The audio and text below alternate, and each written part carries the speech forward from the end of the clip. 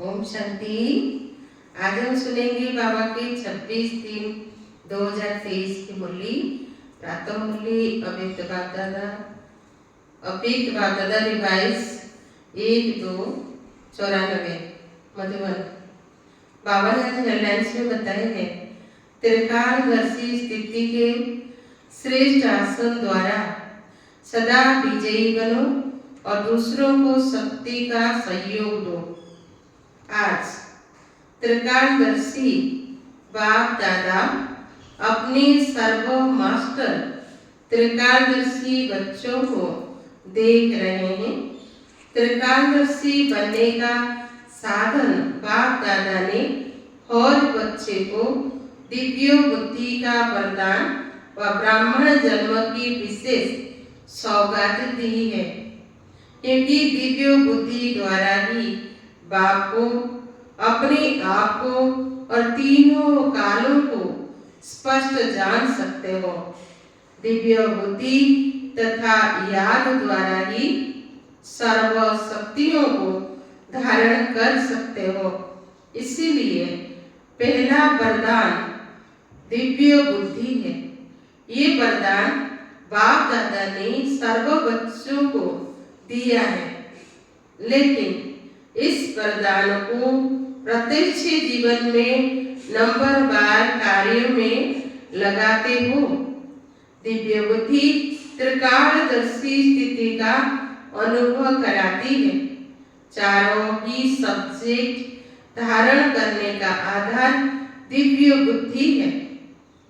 चारों ही सब्जेक्ट को सभी बच्चे अच्छी तरह से जानते हैं, वर्णन भी करते हैं, लेकिन जानना, वर्णन करना यह सभी को आता है। चाहे नए हैं चाहे पुराने हैं, इसमें सभी होशियार है, लेकिन धारण करना इसमें नंबरवार बन जाते हैं। दिव्य बुद्धि की विशेषताएं। दिव्य बुद्धि वाली आत्माएं कोई भी संकल्प को कर्म व वाणी में लाने समय हर बोल और हर कर्मों को तीनों काल से जानकर फिर प्रैक्टिकल में आती है। साधारण बुद्धि वाली आत्माएं बहुत करके वर्तमान को स्पष्ट जानती है, लेकिन भविष्य और भूतकाल को स्पष्ट नहीं जानते। दिव्य बुद्धि वाली आत्मा को पास्ट और फ्यूचर भी इतना ही स्पष्ट होता है जैसे प्रेजेंट स्पष्ट है। तीनों ही काल साथ साथ स्पष्ट अनुभव होता है। वैसे सभी कहते भी हैं कि जो सोचो, जो करो, जो बोलो, आगे पीछे को सोच समझ करके करो। कर्म के पहले परिणाम को सामने रखो। परिणाम हुआ भविष्य। तो नंबर 1 है त्रिकालदर्शी बुद्धि। त्रिकालदर्शी बुद्धि कभी असफलता का अनुभव नहीं करेगी। लेकिन बच्चों में 3 प्रकार की बुद्धि वाले हैं। पहला नंबर सुनाया, सदा त्रिकालदर्शी बुद्धि। दूसरा नंबर कभी त्रिकालदर्शी और कभी एक कालदर्शी। तीसरा नंबर अलवेली बुद्धि, जो सदा वर्तमान को देखते, सदा यही सोचते कि जो अभी हो रहा है या मिल रहा है वह चल रहा है, इसी में ठीक है। भविष्य क्या होगा इसको क्या सोचे। लेकिन अलबेली बुद्धि आदि मध्य अंत को न सोचने के कारण सदा सफलता प्राप्त करने में धोखा खा लेती है। तो बनना है त्रिकालदर्शी बुद्धि। त्रिकालदर्शी स्थिति ऐसा श्रेष्ठ आसन है जिस आसन अर्थात स्थिति द्वारा स्वयं भी सदा विजयी और दूसरों को भी विजयी बनने की शक्ति व सहयोग देने वाले हैं। दिव्य बुद्धि विशाल बुद्धि है, दिव्य बुद्धि बेहद की बुद्धि है। तो चेक करो कि स्वयं की बुद्धि किस नंबर की बनानी है। बाप दादा ने बच्चों की रिजल्ट में देखा कि ज्ञान, गुण, शक्तियों का खजाना जमा सभी बच्चों के पास है, लेकिन जमा होते भी नंबरवार क्यों है?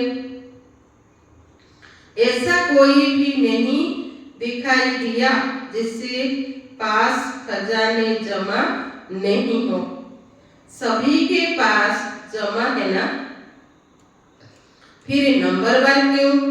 अगर किसी से भी पूछेंगे स्वयं का ज्ञान है, बाप का ज्ञान है, चक्र का ज्ञान है, कर्मों की गति का ज्ञान है, सभी के पास सर्व शक्तियां हैं कि कोई है कोई नहीं है। ज्ञान में सभी ने हाँ किया और शक्तियों में हाँ क्यों नहीं किया? अच्छा, सभी गुण है, सर्वगुण बुद्धि में है, बुद्धि में ज्ञान भी है, शक्तियां भी है, फिर नंबरवार क्यों? फर्क क्या होता है? खजाने को विधि पूर्वक कार्य में लगाना नहीं आता है। समय बीत जाता है, फिर सोचते हैं ऐसे करते थे, इस विधि से चलते थे तो सिद्धि मिल जाती थी। तो समय को जानना और समय प्रमाण शक्ति व गुण व ज्ञान को कार्य में लगाना, इसके लिए दिव्य बुद्धि की विशेषता आवश्यक है। वैसे ज्ञान के पॉइंट्स बहुत सोचते रहते हैं, सुनाते भी रहते हैं, कॉपियों में भी भरी हुई रहती है। सबके पास कितनी डायरियां इकट्ठी हुई होगी, कॉपी स्टॉक हो गया ना।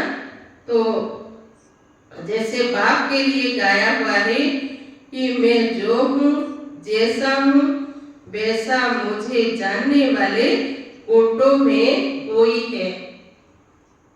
जानते तो सभी है, लेकिन अंडरलाइन है जो हूँ, जैसा हूँ, इसमें अंतर पड़ जाता है।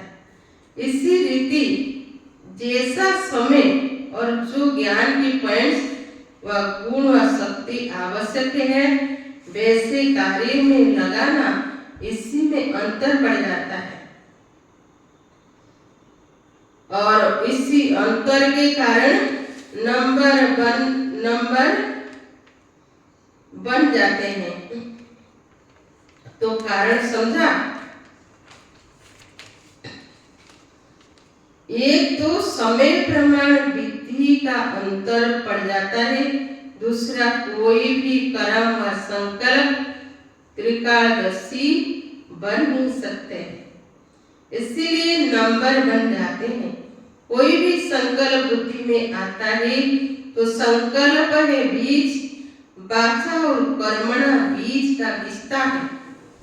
अगर संकल्प अर्थात बीज को त्रिकालदर्शी स्थिति में स्थित होकर चेक करो, शक्तिशाली बनाओ, तो वाणी और कर्म में स्वतः ही सहज सफलता है ही है। संकल्प को चेक नहीं करते अर्थात बीज शक्तिशाली नहीं होता, तो वाणी और कर्म में भी सिद्धि की शक्ति नहीं रहती।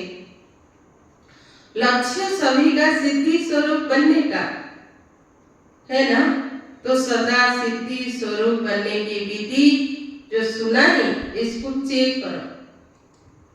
बीच बीच में बुद्धि अलबेली बन जाती है, इसलिए कभी सिद्धि अनुभव करते और कभी मेहनत अनुभव करते।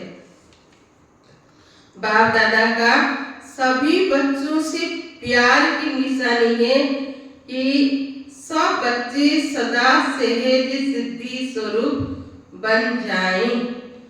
आपके जड़ चित्रों द्वारा भक्त आएंगे, सिद्धि प्राप्त करती रहती है। तो चैतन्य में सिद्धि स्वरूप बने हो तब तो जड़ चित्रों द्वारा भी और आत्माएं सिद्धि प्राप्त करती रहती है। जो त्रिकालदर्शी स्थिति में स्थित रहते हैं तो त्रिकालदर्शी स्थिति समर्थ स्थिति है। इसी समर्थ स्थिति वाले व्यर्थ को ऐसा सहज समाप्त कर देते हैं जो स्वप्न मात्र भी व्यर्थ समाप्त हो जाता है। अगर त्रिकालदर्शी बुद्धि द्वारा कर्म नहीं करते हैं तो व्यर्थ का बोझ बार बार उच्च नंबर में अधिकारी बनने नहीं देता। तो दिव्य बुद्धि का वरदान सदा हर समय कार्य में लगाओ। बाप दादा ने पहले भी इशारा दिया था कि ज्ञानी योगी आत्माएं बने हो। अब ज्ञान और योग के शक्ति को प्रयोग में लाने वाले प्रयोगशाली आत्माएं बनो। जैसे साइंस की शक्ति का प्रयोग दिखाई देता है ना, लेकिन साइंस की शक्ति के प्रयोग का भी मूल आधार क्या है? आज जो भी साइंस ने प्रयोग करके साधन दिए हैं, उन सब साधनों का आधार क्या है? साइंस के प्रयोग का आधार क्या है? मेजॉरिटी देखेंगे लाइट द्वारा ही प्रयोग होता है। अगर कंप्यूटर भी चलता है तो किसके आधार से? कंप्यूटर माइट है, लेकिन आधार लाइट है ना। तो आपके साइलेंस शक्ति का भी आधार क्या है? लाइट है ना। जब वही प्रकृति भी लाइट द्वारा एक लाइट अनेक प्रकार के प्रयोग प्रैक्टिकल में करके दिखाती है, तो आपकी अविनाशी परमात्मा लाइट, आत्मिक लाइट और साक्षात प्रैक्टिकल स्थिति लाइट, तो उससे क्या नहीं प्रयोग हो सकता। आपके पास स्थिति भी लाइट है और मूल स्वरूप भी लाइट है। जब भी कोई प्रयोग करना चाहते हो तो पहले अपने मूल आधार को चेक करो। जैसे कोई भी साइंस के साधन को यूज करेंगे तो पहले चेक करेंगे ना कि लाइट है या नहीं है। ऐसे जब योग का, शक्तियों का, गुणों का प्रयोग करते हो तो पहले ये चेक करो कि मूल आधार आत्मिक शक्ति, परमात्म शक्ति व लाइट अर्थात हल्का स्थिति, अगर स्थिति और स्वरूप डबल लाइट है तो प्रयोग की सफलता बहुत सहज कर सकते हो। और सबसे पहले इस अभ्यास को शक्तिशाली बनाने के लिए पहले अपने पर प्रयोग करके देखो। हर मास व हर 15 दिन के लिए कोई न कोई विशेष गुण व कोई न कोई विशेष शक्ति का 100% प्रयोग करके देखो, क्योंकि संगठन में व संबंध संपर्क में पेपर तो आते ही है, तो पहले अपने ऊपर प्रयोग में चेक करो। कोई भी पेपर आया लेकिन जो शक्ति व गुण का प्रयोग करने का लक्ष्य रखा उसमें कहाँ तक सफलता मिली और कितने समय में सफलता मिली। जैसे साइंस का प्रयोग दिन प्रतिदिन थोड़े समय में प्रत्यक्ष रूप का अनुभव कराने में आगे बढ़ा रहे हैं, तो समय भी कम करते जाते हैं। थोड़े समय में सफलता ज्यादा, ये साइंस वालों का भी लक्ष्य है। ऐसे जो भी लक्ष्य रखा उसमें समय को भी चेक करो और सफलता को भी चेक करो। जब स्वयं के प्रति प्रयोग में सफल हो जाएंगे तो दूसरे आत्माओं के प्रति प्रयोग करना सहज हो जाएगा। और जब स्वयं के प्रति सफलता अनुभव करेंगे तो आपके दिल में औरों के प्रति प्रयोग करने का उमंग उत्साह स्वतः ही बढ़ता जाएगा। अन्य आत्माओं के संबंध संपर्क में स्वयं से प्रयोग द्वारा उन आत्माओं को भी आपके प्रयोग का अनुभव स्वतः ही बढ़ता रहेगा। जैसे एक दृष्टांत सामने रखो कि मुझे सहन शक्ति का प्रयोग करना है, तो जब स्वयं ही सहन शक्ति का प्रयोग करेंगे तो जो दूसरी आत्माएं आपकी सहन शक्ति को हिलाने की निमित्त है वो भी बच जाएगी ना, उनका भी तो किनारा हो जाएगा। और जैसे छोटे छोटे संगठन में रहते हो, सेंटर्स हैं तो सेंटर्स पर छोटे संगठन है ना, तो पहले स्वयं के प्रति ट्रायल करो, फिर अपने छोटे संगठन में ट्रायल करो। संगठन रूप में कोई भी गुण व शक्ति के प्रयोग का प्रोग्राम बनाओ। उससे क्या होगा? संगठन की शक्ति से उसी गुण व शक्ति का वायुमंडल बन जाएगा, वाइब्रेशन फैलेगा और वायुमंडल व वाइब्रेशन का प्रभाव अनेक आत्माओं के ऊपर पड़ता ही है। तो ऐसे प्रयोगशाली आत्माएं बनो। पहले स्वयं में संतुष्टता का अनुभव करो, फिर औरों में सहज हो जाएगा, क्योंकि विधि आ जाएगी। जैसे साइंस के कोई भी साधन को पहले सैंपल के रूप में प्रयोग करते हैं, फिर विशाल रूप में प्रयोग करते हैं, ऐसे आप पहले स्वयं को सैंपल के रूप रीति से यूज करो। जितना यह प्रयोग करने की रुचि बढ़ती जाएगी, बुद्धि मन इसी में बिजी रहेगा, तो छोटी छोटी बातों में जो समय लगाते हो, शक्तियां लगाते हो, उनकी बचत हो जाएगी। सहज ही अंतर्मुखता की स्थिति अपनी तरफ आकर्षित करेगी, क्योंकि कोई भी चीज का प्रयोग और प्रयोग की सफलता स्वतः ही और सब तरफ से किनारा करा देती है। ये प्रयोग तो सभी कर सकते हो ना, कि मुश्किल है। इस वर्ष प्रयोगशाली आत्माएं बनो। समझा क्या करना है, और हर एक स्वयं के प्रति प्रयोग में लग जाएंगे तो प्रयोगशाली आत्माओं का संगठन कितना पावरफुल बन जाएगा। वही संगठन की किरणें अर्थात वाइब्रेशन बहुत कार्य करके दिखाएगी। इसमें सिर्फ दृढ़ता चाहिए, मुझे करना ही है। दूसरों के अलबेलेपन का प्रभाव नहीं पड़ना चाहिए। आपकी दृढ़ता का प्रभाव औरों पर पड़ना चाहिए, क्योंकि दृढ़ता की शक्ति श्रेष्ठ है या अलबेलेपन की शक्ति श्रेष्ठ है। बाप दादा का वरदान है, जहाँ दृढ़ता है वहाँ सफलता है। तो क्या बनेंगे? प्रयोगशाली त्रिकालदर्शी आसनधारी।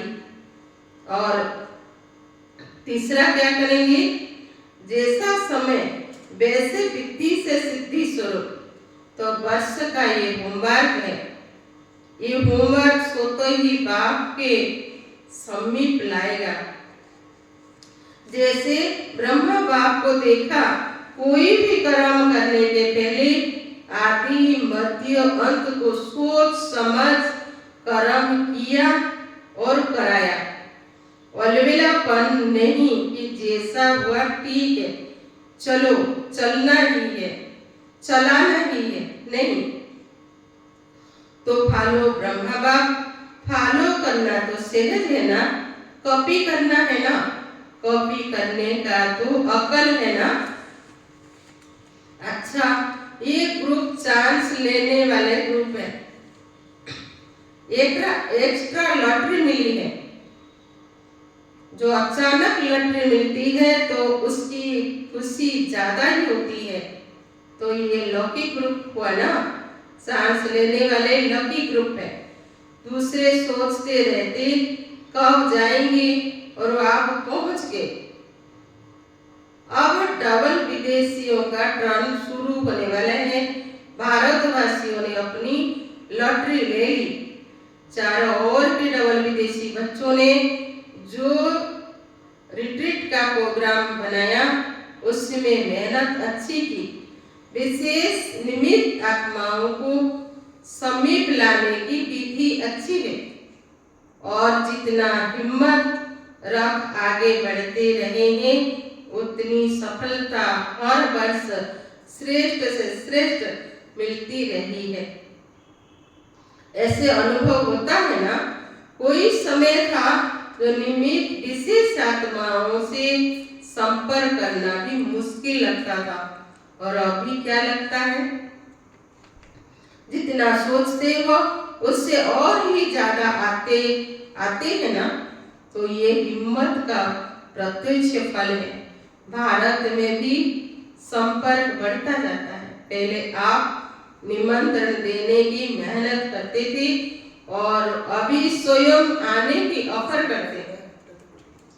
फर्क पड़ गया ना। वो कहते हैं हम चले और आप कहते हो नंबर नहीं है। ये है हिम्मती बच्चे मददे बाप का प्रत्यक्ष स्वरूप। अच्छा, चारों ओर के मास्टर त्रिकालदर्शी आत्माओं को सदा समय के महत्व को जानने और समय प्रमाण खजाने को कार्य में लगाने वाले दिव्य बुद्धिमान आत्माओं को सदा अंतर्मुक्ता की प्रयोगशाला में प्रयोग करने वाले प्रयोगशाली आत्माओं को सदा हिम्मत द्वारा बाप के मदद का प्रत्यक्ष अनुभव करने वाली आत्माओं को बाप दादा का याद प्यार और नमस्ते। बाप दादा को हम सभी बच्चों का याद प्यार नमस्ते। दादियों से मुलाकात। आप निमित्त आत्माएं किस प्रयोगशाला में रहते हो? सारा दिन कौन सी प्रयोगशाला चलती है? नई नई इन्वेंशन करते रहते हो ना, नए नए अनुभव करते जाते हो और नई नई विधि की टचिंग होती रहती है, क्योंकि जो निमित्त है उनको विशेष नई नई बातें टच होने का विशेष वरदान है। थोड़ा समय भी बीतेगा तो विचार चलते हैं ना, टचिंग आती है ना कि अभी ये हो, अभी ये हो, अभी ये होना चाहिए। तो निमित्त आत्माओं को विशेष उमंग उत्साह बढ़ाने के व परिवर्तन शक्ति को बढ़ाने के प्लान की जरूरत है। इसके बिना रह नहीं सकती है। बुद्धि चलती है ना, देख देख आश्चर्यवत नहीं होते, लेकिन उमंग उत्साह में आगे बढ़ने के लिए प्लानिंग बुद्धि बनते हैं। माया संगठन को हिलाने के नए नए प्लान बनाती है, नई नई बातें सुनती हो ना, और आप लोग सभी को हिम्मत उमंग में लाने के प्लान बनाते हो। कभी आश्चर्य लगता है? नहीं लगता है ना। माया भी पुरानी विधि से थोड़े ही अपना बनाएगी, वो भी तो नवीनता लाएगी ना। अच्छा, आज का वरदान।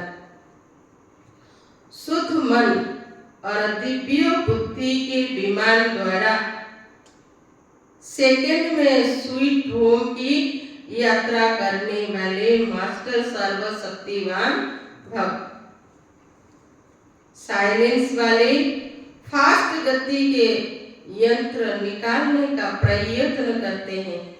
उसके लिए कितना खर्चा करते हैं, कितना समय और एनर्जी लगाते हैं, लेकिन आपके पास इतनी तीव्र गति का यंत्र है जो बिना खर्च के सोचा और पहुंचा।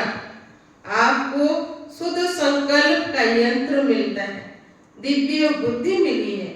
ऐसे शुद्ध मन और दिव्य बुद्धि की विमान द्वारा जब चाहे तब चली जाओ और जब चाहे तब लौट आओ। मास्टर सर्वशक्तिवान को कोई रोक नहीं सकता। आज का स्लोगन है, दिल सदा सच्ची हो तो दिलाराम बाप की आशीर्वाद मिलती रहेगी। ओम शांति।